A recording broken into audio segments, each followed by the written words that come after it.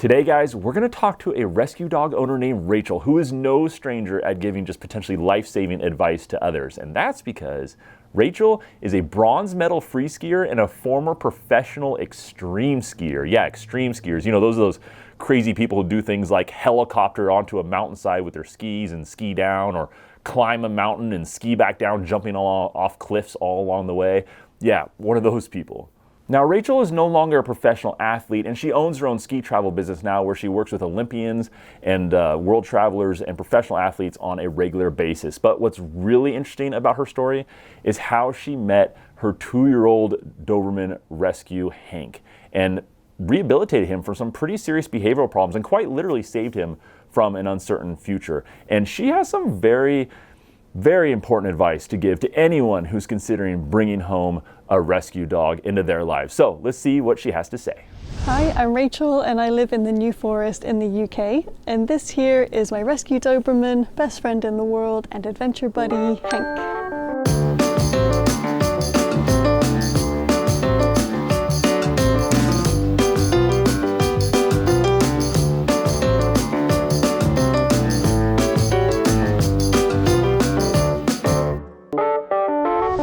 Now, Hank is an amazing dog, obviously, but he was a little bit crazy when we first got him, and we definitely had our challenges and struggles when we brought him home. And you might too if you decide to rescue a Doberman. So Hank unfortunately was passed from home to home, and we were his 5th home. He had loads of anxiety issues, as you can imagine, no trust with people, and of course no consistent training either, being passed from home to home. So Hank was 10 months old when I met him. Luckily, we did actually know his date of birth and age, which is surprising, seeing as he went through so many homes. But when you rescue a Doberman, you might not actually know the age of your Doberman. Oh! I'm covered in slobber now. Our first top tip for rescuing a Doberman is to try and meet your Doberman 3 times before they come home. Each interaction will be completely different, and it obviously builds up the trust and the relationship between you before they come home with you.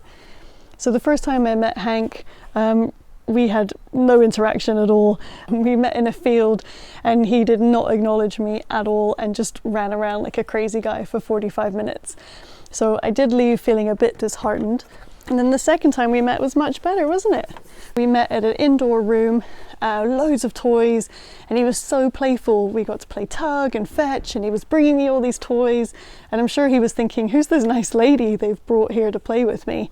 So I felt so much more connected with him after the second time.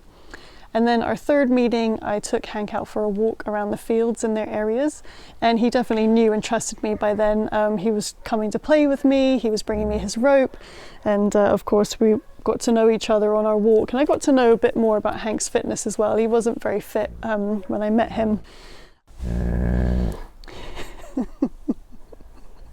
You don't agree? So our next top tip is, when you bring your Doberman home, to not go out of the house for the first 3 days. Now, I know that seems so counterintuitive, but your Doberman most likely has a lot of anxiety and nervousness about coming into your home. And we don't want to make them overreactive, we don't want to overstimulate them, and staying within the house just helps them calm and settle and also build a bond with you. The other thing that was advised to us was to only walk the Doberman locally for the first 3 weeks, so from your doorstep. Our next top tip is to not have any visitors over for the first 3 weeks.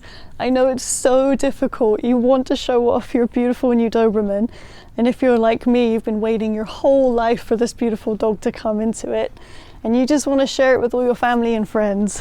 But we want to give the Doberman time to settle in at the home and to build a relationship and trust with you. So those first 3 weeks just allows the Doberman to get to know you, trust you, and trust that if you bring someone into the home, it's okay because you're trustworthy, so this person coming in must be trustworthy. It also allows the Doberman time to get settled within your house, and they know where the safe spaces are. So they know that if they want some alone time or quiet time, they can go to their crate or to their bed, or maybe they're allowed in a room upstairs. Hank came to us with so much anxiety. As I said, he went from home to home. He didn't know if he was coming or going, so he had a lot of anxiety about what was going to happen next. And establishing a routine really helped him be calm and reduce those stress levels. So he would know that every day, he would have his breakfast, we would go for a walk afterwards. In the afternoon would be some training inside the house, and he would get another walk in the evening right before his dinner, and then it was bedtime.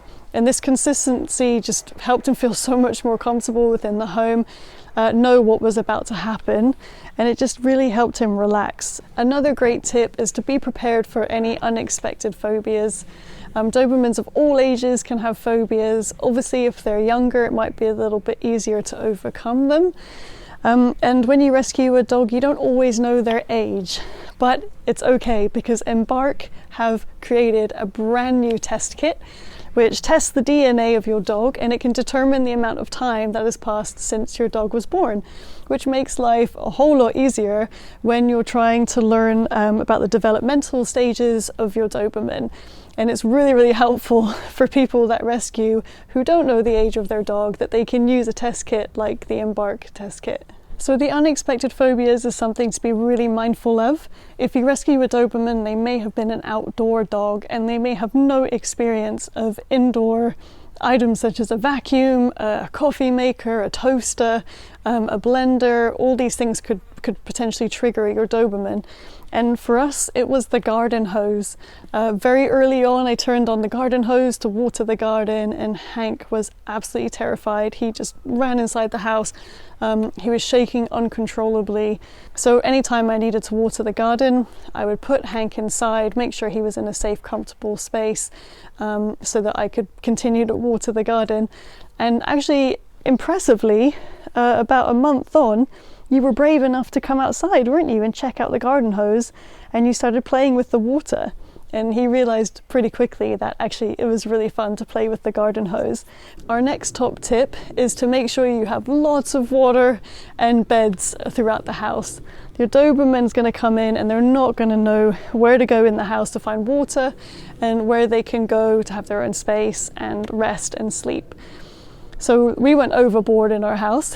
We put a bed and a water bowl in every room, including outside. We also put a bed and a water bowl in the office upstairs where we work, so that Hank knew that he could always go and find the water and find somewhere to rest.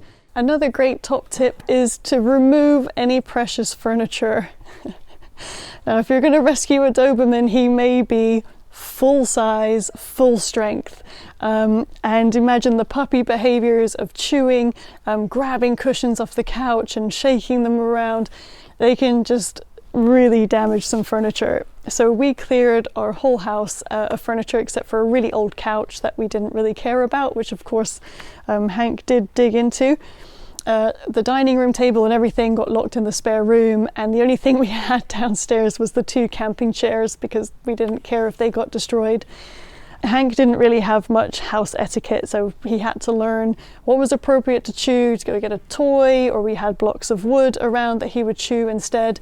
And as his behavior got better, we brought items of furniture down slowly until we had a full house. He's staring at me so intently. Oh, maybe I ruined his fun by taking all the furniture away. Now, I know you're probably so excited about bringing home your new Doberman, but please bear in mind how nervous and anxious and scared these dogs may be. They're in a home that they don't know, and they're with a person that they don't know. And when I look back at photos of Hank from the first few weeks, all I can see is worry on his face. So please give them time, and of course they will grow to love you. But an amazing top tip is to take your Doberman to see a vet in the first 1 to 3 months. The vet may be able to detect any underlying issues, just like Hank had here. Now guys, the reason why Rachel is so passionate about bringing your new rescue dog to the vet is because of her own experience with Hank. When she got Hank, he was a pretty aggressive dog, it seemed like, and he would bite on occasion or just display his aggressive tendencies.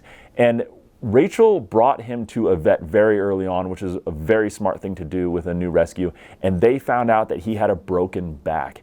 And a lot of these seemingly aggression issues were actually just Hank trying to protect himself from being touched the wrong way or him moving the wrong way and causing himself pain. And once that issue was addressed, Hank became like a totally different dog. The loving, Doberman that you see on this video today. We'll learn more about Hank's journey in a future video with him, so stay tuned on this channel. Make sure you're subscribed down below, but definitely get your rescue dog to a vet very early on. Now, Rachel mentioned a few times how important it is to know how old your rescue is, because you need to know what life stage they are in, because how you socialize and bring home a dog and adapt them to a new environment and how you train them can all be adjusted and should be adjusted based on what life stage they're in. And actually, luckily, Embark just released brand new, first of its kind on the market, an age test. It's a DNA, you just do a little cheek swab, you mail it off, and you can find out how old your dog is and even their estimated birthday, which is a really cool thing to know, because you should adapt your training techniques along the way, and knowing where your rescue is in their life cycle is incredibly important. Links to these new age tests will be down in the description down below, so you can check those out. Get a lot of information there. And if you guys need any help with those, please just leave a comment down below and tell me how you guys are approaching your rescue dogs. I'd love to hear about it. Please hit that like button before you take off, and definitely subscribe, and check out some of the other videos on my channel. We like to have a lot of fun and learn a lot about dogs all along the way right here on Doberman Planet. Thank you guys so much for watching. See you next time.